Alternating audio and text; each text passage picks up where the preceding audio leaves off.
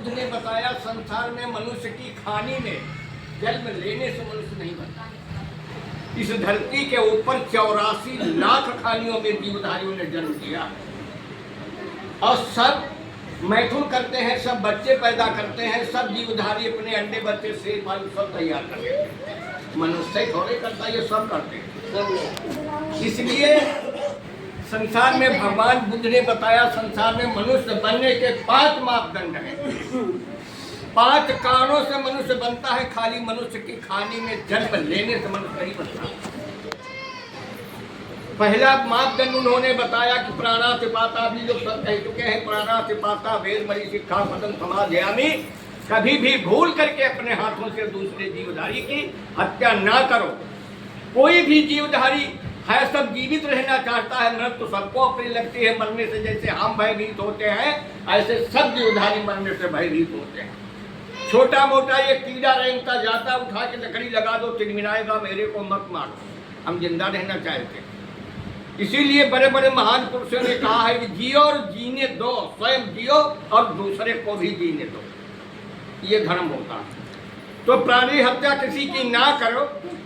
दूसरा शील अभिग्रहण करें, जिसको बाबा साहेब डॉक्टर भीमराव अम्बेडकर ने 302 की धारा संविधान में लगा दी। धारा तो सबके ऊपर लगी है, कोई भी जीवधारी अगर मारा काटा जाता तो 300 की धारा सबके ऊपर लगी।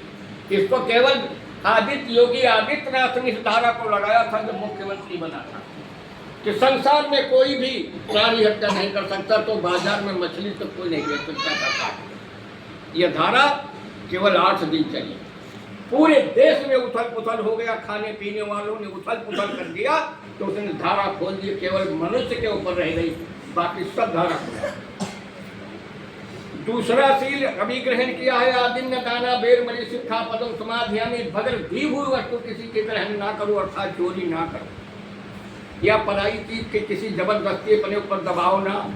इसको रोकने के लिए बाबा साहब ने 379 की धारा संविधान में लगाई। 379 की धारा से तुमको जेल काटनी पड़ेगी। तीसरा शील कामेषु मिथ्याचारा बेरमणि शिक्षा पदम समाध्यामी, कभी भी भूल करके पराई स्त्री को दूषित करने की कोशिश ना करो, किसी लड़की भांजी को सताने की कोशिश ना करो। अगर करते हैं तो बाबा साहब ने 376 की धारा संविधान में लगी। अभी तक तो आजीवन कारावास था, तो सीधे फांसी पे लगता है, मृत्युदंड हो गया। चौथा शील ग्रहण किया है मूसा वादा बेरमणि शिक्षा पदम समाध्यामी। मूसा कहते हैं झूठ को। वाणी के 4 दोष होते हैं मनुष्य के शरीर से, 3 प्रकार से पाप होता है। और पाप का काम है मनुष्य को दबा देना, और पुण्य का काम होता है मनुष्य को बचा लेना।